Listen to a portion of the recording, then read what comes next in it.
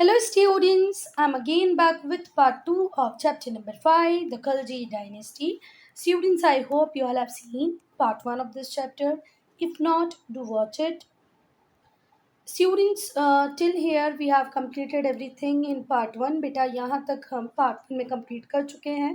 part 2 हम start करेंगे इस topic से जो है threat of Mongol invasions. बेटा दिल्ली सल्तनत का जब रूल चल रहा था तो कंटिन्यू जो रूलर्स थे जिन्होंने दिल्ली सल्तनत को वन बाय वन रूल किया, उन सबको ये हमेशा डर रहा कि कभी भी इंडिया के ऊपर मंगोल जो लोग हैं वो आक्रमण कर सकते हैं. ठीक है.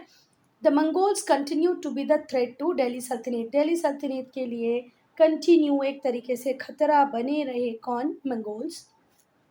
अलाउद्दीन खिलजी का जब रीन था, जब अलाउद्दीन खिलजी रूल कर रहे थे, उस टाइम में 5 टाइम इन्वेड किया मंगोल्स ने. किसको? इंडिया को. पर क्योंकि अलाउद्दीन खिलजी के पास एक अच्छी खासी एफिशिएंट आर्मी थी, है ना, बहुत बड़ी स्टैंडिंग आर्मी थी, इस वजह से मंगोल्स ज़्यादा कुछ कर नहीं पाए. ठीक है. He was able to put them down. Alauddin Khilji अपनी बड़ी सी आर्मी की वजह से, खुद की एफिशिएंसी, कुशलता की वजह से मंगोल्स को उन्होंने हराया. ठीक है. उन्हें इंडिया में बहुत ज़्यादा आगे तक आने नहीं दिया. मतलब जितना विनाश मंगोल्स इंडिया में कर सकते थे, उस विनाश को होने से रोकने में अलाउद्दीन खिलजी का एक इम्पॉर्टेंट रोल रहा.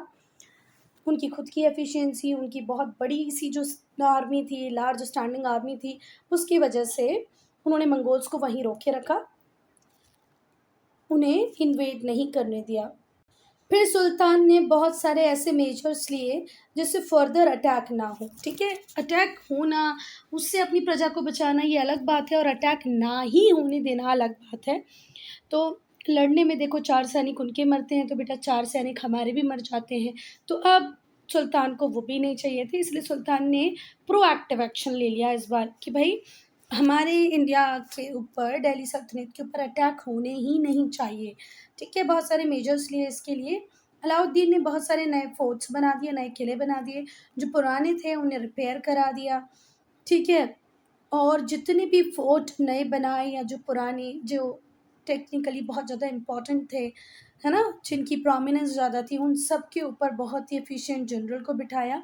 उनसे कहा कि भाई इस फोर्ट की, इस किले की जिम्मेदारी आपकी है ना. जो बहुत ही स्ट्रेटेजिक लोकेशन होती है, वहाँ पर अगर कोई फोर्ट होता तो उस पर सबसे एफिशिएंट जनरल को बिठा के उसको कहा कि भाई आपसे इस फोर्ट की रिस्पॉन्सिबिलिटी आपकी, आप संभालो.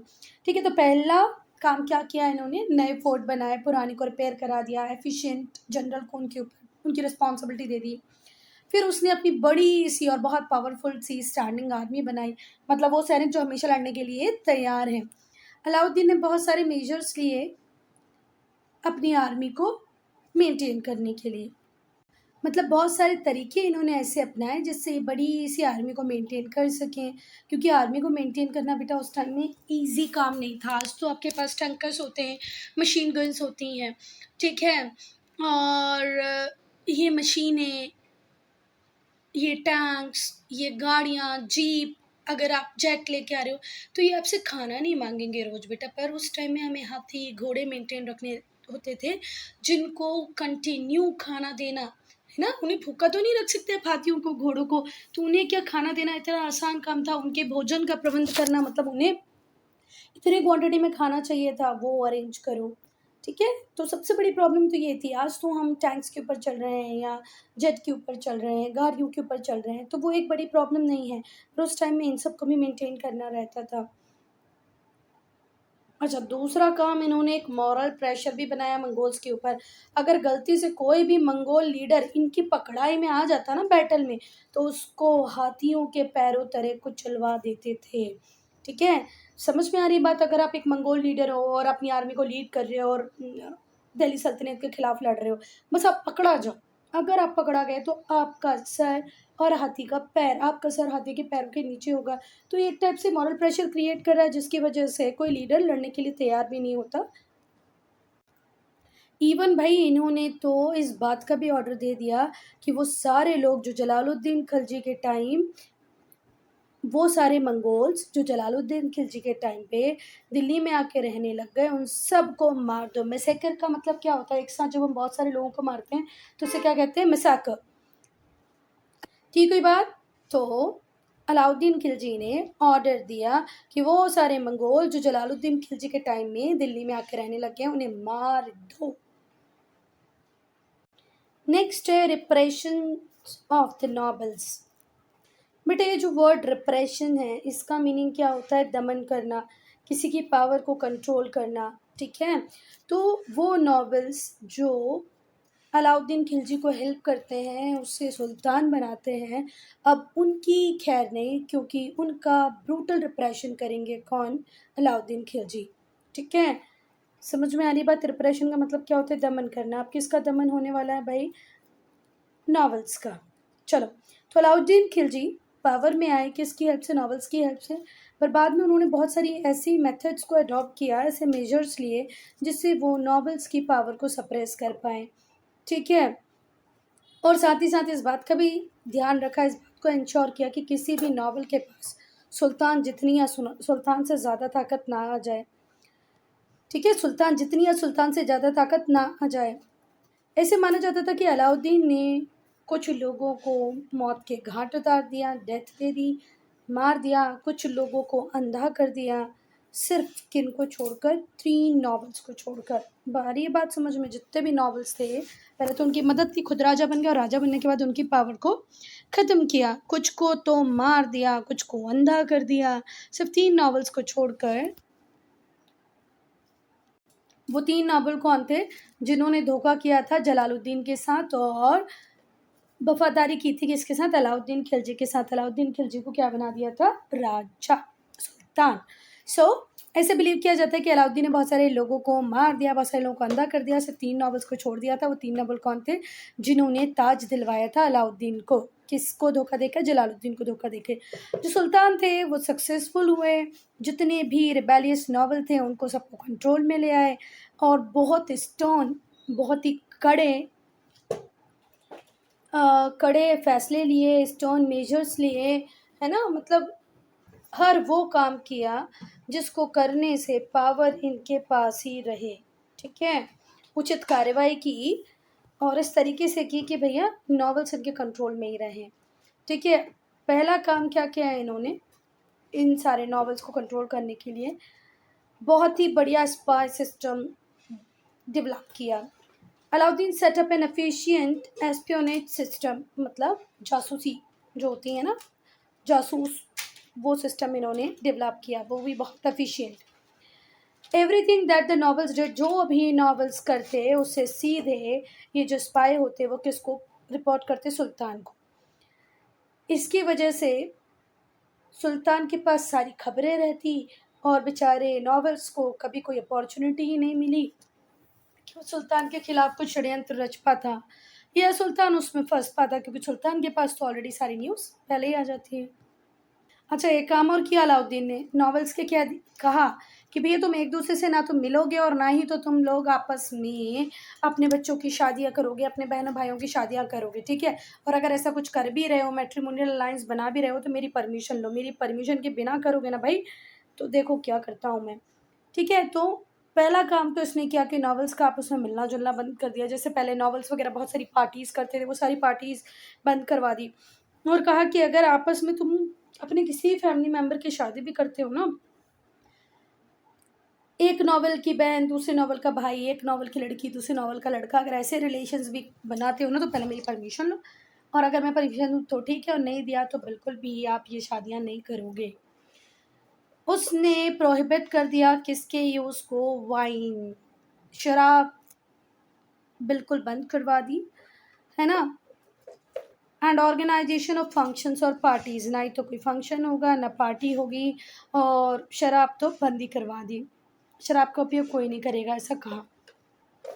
उसने गैम्बलिंग को भी बंद करवा दिया। बेटा गैम्बलिंग का मतलब पता है ना? जुआ खेलना, सट्टा खेलना, पैसे लगाना, वो सारे काम बंद करवा दिए। तो पहला दारू बंद, शराब बंद, दूसरा कोई फंक्शन कोई पार्टीज़ बहुत ज़्यादा नहीं होगी, तीसरा गैम्बलिंग नहीं होगी। The nobles were thus not permitted to gather at a place, और interact closely with each other. Nobles के ऊपर तो कड़ा सिकंजा था, ना ही तो वो आपस में कभी मिल सकते थे, ना ही तो उनकी गैदरिंग हो सकती थी, ना ही तो सीक्रेटली वो एक दूसरे से बात कर सकते थे। सब कुछ बैन, पूरी तरीके से बैन। सारे इक्तास को उन्होंने अपने कंट्रोल में कर लिया। ही रिक्लेम्ड ऑल द इक्तास। ठीक है, जो नए इक़्तिदार आए उन्हें सिर्फ क्या कहा गया कि तुम रेवेन्यू का कुछ शेयर रहोगे, ये पूरी प्रॉपर्टी आपकी नहीं होगी। ठीक है, तो जो इक्तास थे पुराने जो डिस्ट्रीब्यूटर थे उन सब पे अपना कंट्रोल कर लिया वापस से। नए इक़्तिदार को कहा गया तुम सिर्फ शेयर लोगे रेवेन्यू में, और बिल्कुल प्रोहिबिट किया। हर इक़्तिदार को ये बात बहुत अच्छे से समझा दी कि भाई मेरा जो सिपाही सिस्टम है बहुत स्ट्रॉन्ग है, अगर तुम गलती से भी किसानों के ऊपर कोई नए और कोई फर्दर टैक्स लगाए पाए गए तो फिर मुझसे बुरा कोई नहीं होगा, इसलिए बेटर है जो टैक्स चल रहे हैं वही टैक्स में काम चलने दो, कोई एडिशनल टैक्स किसानों के ऊपर नहीं लगाओगे। अब हम पढ़ेंगे मिलिट्री रिफॉर्म्स को। मिलिट्री रिफॉर्म्स का मतलब समझ में आ रहा है कि जो उनकी आर्मी हुआ करती थी, जो मिलिट्री हुआ करती थी, उसमें भी बहुत सारे सुधार किए। अलाउद्दीन ने क्रिएट की एक बड़ी सी स्टैंडिंग आर्मी, और ये बड़ी सी स्टैंडिंग आर्मी उस टाइम क्यों जरूरी थी बेटा, क्योंकि कंटिन्यूस मंगोल अटैक्स का डर लगा हुआ था, एक खतरा था कि भैया कभी भी मंगोल अटैक कर सकते थे। और Mongol was very brutal in their war practices. Mongols के लिए पढ़ना चाहिए आपको, यूट्यूब में वीडियो देखो या कभी बुक मिले तो पढ़ो कि कितने ब्रूटल होते हैं मंगोल, है ना। इतने ब्रूटली कहीं पर भी अटैक करते हैं कि कुछ भी ये जिंदा नहीं छोड़ते हैं। तो मंगोल से इंडिया को बचाने के लिए इन्होंने बड़ी सी स्टैंडिंग आर्मी रेडी रखी, दिल्ली सल्तनत को इंडिया को बचाने के लिए। ये पहले दिल्ली सुल्तान थे जिन्होंने इतनी बड़ी आर्मी रखी थी, और इसके अलावा भी इन्होंने बहुत सारे रिफॉर्म किए मिलिट्री में, जिससे मिलिट्री और ज़्यादा स्ट्रेंथन हो गई। अलाउद्दीन ने पहला काम क्या किया अपनी आर्मी को स्ट्रेंथन करने के लिए, इंट्रोड्यूस किया क्या, the system of branding horses. जैसे घोड़े जो होंगे ना बेटा, वो चेंज ना हो जाए, एक अच्छी क्वालिटी का घोड़ा, ये एक अच्छी क्वालिटी का हॉर्स इनके पास रहे, इसीलिए उसकी पहचान बना दी, उसको ब्रांड करनी, उसको दागने लग गए। दागने का मतलब क्या होता है, सपोज करो ये घोड़ा है तो इस घोड़े के ऊपर हम लोग एक सील गरम करेंगे, बहुत तेज़ गरम करेंगे और उस घोड़े को लगा देंगे। अभी सील का निशान उस घोड़े पे रहेगा, मतलब ये जो घोड़ा घोड़ा है ये ब्रांडेड घोड़ा हो जाएगा, और भाई हमें पता है कि किस नस्ल का है, आर्मी में कितने अच्छे से कंट्रीब्यूट कर सकता है।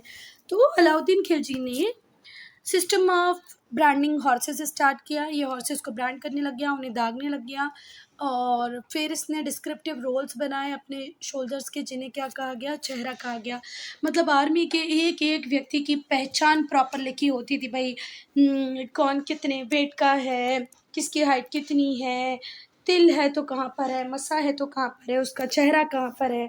मतलब अपने लोगों की पहचान के लिए इसने पहले पूरी आर्मी के जो डॉक्यूमेंट्स होते हैं, जैसे आज हम डॉक्यूमेंट्स बोलें, आज हम फ़ोटो लगा देते हैं, पर उन्होंने उस टाइम में पूरा चेहरा उसका बनवाया, पूरा उसका एक डिस्क्रिप्टिव रोल तैयार करवाया, घोड़ों को ब्रांड करवाया, कैसे दाग कर, दागने का मतलब समझ में आया ना, किसी भी गर्म लोहे की एक सील को बहुत तेज़ गर्म करा और उस घोड़े के ऊपर, बेचारे के ऊपर लगा दिया। अलाउद्दीन ने सोल्जर्स को, कैवलरी बोले तो घुड़सवार, कैवलरी बोले तो घुड़सवार जो घोड़े पे बैठ के लड़ते हैं, सोल्जर बोले तो जो सैनिक जो पैदल पैदल चढ़ के लड़ते हैं। तो अपनी कैवलरी को, अपने सोल्जर्स को कैश में पे करना स्टार्ट कर दिया। The salaries of soldiers were also fixed at reduced rate, और जो सैलरी दी जाती थी सोल्जर्स को वो भी रिड्यूस्ड रेट पे ही दी जाती थी, पर मार्केट में भी सारी चीज़ों के प्राइजेस प्री डिसाइडेड थे। इस वजह से क्या होता था, जो सैलरी एक सोल्जर को मिलती थी उसमें वो अपनी घर गृहस्थी अच्छे से चला लेता था। यहाँ पर इतनी चीज़ें क्लियर हो रही हैं आपको। अलाउद्दीन ने सोल्जर्स को, कैवलरी को कैश में पेमेंट देना चालू कर दिया, वो भी रिड्यूस रेट पे देते थे। दिन टू उनकी फैमिली की जो खर्चे थे वो आराम से चल जाते थे, क्योंकि मार्केट में ऑलरेडी रेट फिक्स्ड थे, उससे ज़्यादा में मार्केट में आप सामान बेच ही नहीं सकते थे, तो हो जाता था। नॉवेल्स जितने भी थे उन्हें पूरी तरीके से प्रोहिबिट किया गया, मना कर दिया गया कि आपको कोई ज़रूरत ही नहीं आर्मी मेंटेन करने की, और ये इसलिए किया गया कि जो हमारे नॉवेल्स हैं वो कहीं पावरफुल ना हो जाएं। The sultan did not have to depend on upon the nobles, और सुल्तान किसी तरीके से भी नहीं चाहते थे कि वो नॉवेल्स के ऊपर डिपेंड हो, ना ना ना, बिल्कुल नहीं, नॉवेल्स का रोल ही नहीं होना चाहिए। अब हम पढ़ेंगे बेटा रेवेन्यू रिफॉर्म्स, टैक्स की पॉलिसी में क्या चेंजेस किए। देखो अलाउद्दीन ने रख रखी थी इतनी बड़ी सी आर्मी, अब आर्मी रखना मैंने पहले ही बताया, घोड़ों को खाना खिलाना, हाथियों को खाना खिलाना है, सोल्जर्स को पे करना है, तो इसके लिए चाहिए था इन्हें बहुत सारा पैसा, तो वो पैसा कहाँ से आएगा, इसलिए इन्होंने टैक्स सिस्टम, रेवेन्यू सिस्टम में क्या किया, रिफॉर्म किए। He adopted several measures to increase the revenue. Obvious सी बात है, पैसा ज़्यादा चाहिए तो उसके लिए बहुत सारे तरीके अपनाने पड़ेंगे। क्या क्या तरीके अपनाए, पहला Alauddin raise the land revenue, Alauddin ने लैंड रेवेन्यू को बढ़ा दिया, 50% कर दिया। क्या भाई, जो भी प्रोड्यूस करोगे उसका 50% किसको दोगे, राजा को दोगे। लैंड को प्रॉपरली मेजर किया और रेवेन्यू को डायरेक्टली कलेक्ट किया, किससे, कल्टीवेटर से। ज़मींदार के रोल को ख़त्म कर दिया, साइडलाइन कर दिया, सीधे ये लोग कल्टीवेटर से रेवेन्यू कलेक्ट करने लग गए। तो बात समझ में, पहला सुधार क्या किया, लैंड रेवेन्यू को बढ़ा दिया, कितना कर दिया, 50% तक कर दिया कि आप अगर 100 क्विंटल गेहूँ अपने खेतों में उगाते हो तो 50 क्विंटल किसका, सरकार का।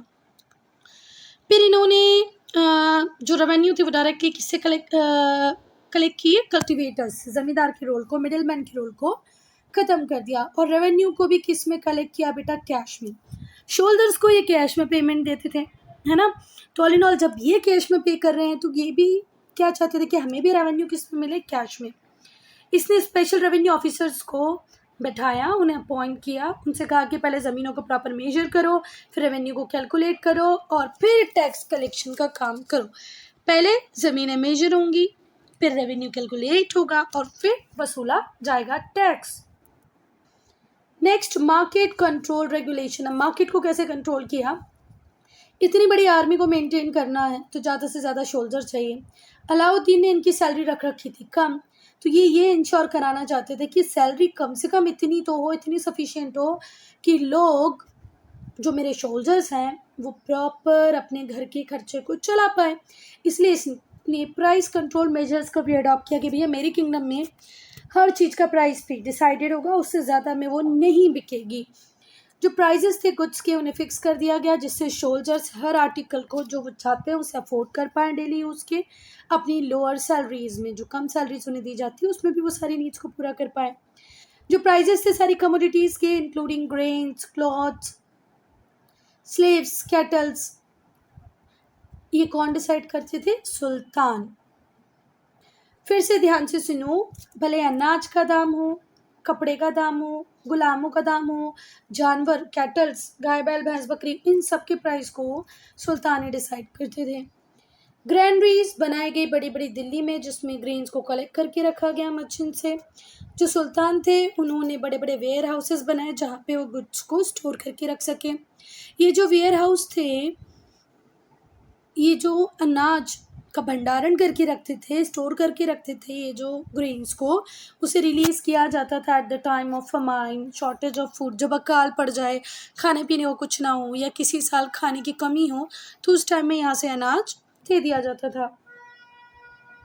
फिर इसने बहुत सारे दूसरे ऑफिसर्स को भी अपॉइंट, और बेटा इन्होंने बहुत सारे ऑफिसर्स को भी अपॉइंट कर लिया। ही अपॉइंटेड वेरियस ऑफिसर्स, जैसे पहले ऑफिसर कौन थे, शहनाए मंडी, शहना ए मंडी, जिसे हम कहते थे कि पूरे मार्केट को कंट्रोल करेगा, कंट्रोलर ऑफ अ मार्केट। दूसरे थे बरीद, बरीद का काम क्या था, तो बेटा बरीद होते थे इंटेलिजेंस ऑफिसर, ठीक है, जिसे हम कहते हैं सूचना अधिकारी। तो ये थे शहना ए मंडी, जो पूरे मार्केट को कंट्रोल करते थे। दूसरे थे बरिद, बरिद कौन थे, सूचना अधिकारी, जो सूचना देते थे राजा को। तीसरे थे मुहियन, मुहियन, जिन्हें हम कहते थे गुप्तचर, सीक्रेट स्पाइस। और इन सबको क्यों अपॉइंट किया था, जिससे मार्केट कंट्रोल मेजर्स को प्रॉपरली इम्प्लीमेंट किया जाए। बहुत सारे market improvement measures Alauddin Khilji ने सोचे थे, तो वो अकेले तो उनको इम्प्लीमेंट नहीं कर सकते थे, इसलिए इन्होंने शहनाई मंडी, बरीद, मुहियन, इन सबको अपॉइंट किया कि भाई मार्केट प्रॉपर रन करे, जितने भी मेजर्स लिए गए हैं उन्हें प्रॉपरली फॉलो किया जाए। These officers kept strict watch on prices, और ये ऑफिसर्स थे, ये प्राइजेस पे प्रॉपर कंट्रोल रखते थे। वेट प्रॉपर हो रहा है कि नहीं, उस पर प्रॉपर कंट्रोल करते थे। मर्चेंट, जितने भी व्यापारी होते हैं, उन सबकी एक्टिविटीज़ को कंट्रोल करते थे। तो भाई सामान के लिए जो मूल्य तय किया गया, प्राइस तय किया गया है, उसी में बेचा जा रहा है कि नहीं, प्रॉपर वेट के साथ, मतलब कई लोग हम देखते हैं ना कि नापने में गड़बड़ियाँ कर देते हैं, वो गड़बड़ियाँ तो नहीं हो रही हैं। मर्चेंट की एक्टिविटीज़ क्या है, कहीं वो ऊट-पटांग सामान तो नहीं बेच रहा है, ये सब के लिए ये जितने भी ऑफिसर्स थे ये काम करते थे। अगर कोई भी ट्रेडर काला बाजारी करता, होर्डिंग करता हुआ, सामान को इकट्ठा करता हुआ, है ना, चीटिंग करता हुआ पाया जाएगा अगर कस्टमर से, भले वो प्राइस में करे, वेट में करे, उसे तुरंत ही पनिश किया जाता था। और ये बात समझ में, मतलब सारे लोगों के ऊपर कड़ी पाबंदियां लगा रखी थी भाई, ये भी नहीं कर सकते, ये भी नहीं कर सकते, और जनता की हालत ठीक थी, है ना। अगर किसी ने होर्डिंग की, होर्डिंग बोले तो जमाखोरी, जमाखोरी मतलब बहुत सारा सामान जमा करके रख लेना, और ये हम जमा क्यों करके रखते हैं कि भैया बिहाइंड द मार्केट बेचेंगे, काला बाजारी करेंगे। चीटिंग बोले तो जो प्राइस तय किया गया उससे ऊपर बेचना, या वेट में थोड़ी सी गलती कर देना, 1 किलो की जगह आधा किलो चीज़ें दे देना, अगर ऐसा कुछ करते पाए गए ना तो तुम्हें तुरंत ही सज़ा मिलेगी। अब हम पढ़ेंगे आर्ट एंड आर्किटेक्चर। बेटा अलाउद्दीन ने पैट्रोनाइज कर रखा था लर्निंग को, आर्ट को, लिटरेचर को। इनके कोर्ट में बहुत सारे आर्टिस्ट रहते थे जिनको अपनी जीविका, लाइवलीहुड की चिंता करने की कोई ज़रूरत नहीं थी। उनको फंडिंग प्रॉपर राजा देते थे, उनसे कहा जाता था कि भाई आप अपने मास्टरपीस के ऊपर काम करो। आई बात समझ में। पहले के राजा महाराजा ऐसा करते थे बेटा, क्योंकि आज तो आपके पास यूट्यूब है ना, क्या है वो, नेटफ्लिक्स है, पर राजाओं के पास तो कुछ भी नहीं होता था ना। तो भाई उनके लिए तो जो लोग होते थे वही म्यूज़िक जो प्ले करते थे, गाना गाते थे, डांस करते थे, पोइट्री सुनाते थे, पेंटिंग वगैरह बनाते थे। तो राजा इनको संरक्षण देते थे, है ना। उनसे कहते थे कि आप बिल्कुल प्रोटेक्टेड है मेरी किंगडम में, आपको अपने खर्चे पानी की चिंता करने की ज़रूरत नहीं। आप बस अपने आर्ट पे, आर्किटेक्चर पे, अपनी कला पर, अपनी पेंटिंग पर ध्यान दो। और बहुत सारे पोएट्स, बहुत सारे आर्टिस्ट इनके कोर्ट में थे भी जिन्होंने बहुत अच्छा किया अपनी लाइफ में। तो भाई अलाउद्दीन की कोर्ट में जो ग्रेट पोइट रहते थे उनका नाम क्या था, अमीर खुसरो। इसके अलावा भी बहुत सारे रहते थे, पर हमारी बुक में एक नाम मेंशन किया है तो वो तो लर्न करना बनता ही है भाई। अमीर खुसरो किसके कोर्ट में थे, अलाउद्दीन खिलजी के। कुछ अगर हम आर्किटेक्चरल वर्क की बात करें कि भाई क्या क्या काम इन्होंने करवाए, तो वो अलाय दरवाज़ा बनाया जो गेटवे है कुतुब मीनार का। फिर अलाय मीनार अनफिनिश थी, उसको फिनिश करवाया, कहाँ पर, दिल्ली में है ये।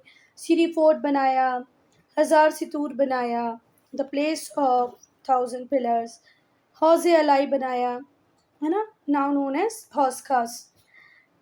बड़ा सा टैंक है जो सीरी के रेसिडेंट के लिए बनाया गया था। फिर जो कंस्ट्रक्शन है अलाई मीनार का, कहाँ पर, नॉर्थ ऑफ कुतुब मीनार, उसे स्टार्ट करवाया था अलाउद्दीन खिलजी ने, और इसका इंटेंशन यही था कि कुतुब मीनार से भी दोगुनी ऊंचाई वाली मीनार बनाना। समझ में आ रही बात। अलाउद्दीन खिलजी ने अलाई मीनार बनवाने की सोची, और अलाई मीनार कैसे बनवाने की सोची कि इसकी जो हाइट होगी वो कुतुब मीनार से भी ज़्यादा होगी, ज़्यादा नहीं, डबल ही होगी जस्ट। पर ओनली फर्स्ट स्टोरी इसकी बन पाई, ठीक है। Only the first storey could be completed and it is now has extent height of 25 metres. कितनी हाइट है इसकी, 25 मीटर्स। तो कुतुब मीनार से डबल ऊंचाई वाली बनानी थी, पर बनी खुद की कुतुब मीनार जितनी ऊंचाई की भी नहीं बन पाई, ठीक है, 25 मीटर की बन पाई। अच्छा, इसमें टेक्निकल प्रॉब्लम थी, पता है, कुतुब मीनार का बेस ब्रॉड था, ऊपर जाते जाते तक वो टैपर हो रही थी। यहाँ पर इन्होंने बेस ही प्रॉपर नहीं लिया था, तो खैर उसका बनना पॉसिबल था ही नहीं। चलो, so student, I'm ending this video here only. If you have any doubt, any problem, do write in comment section.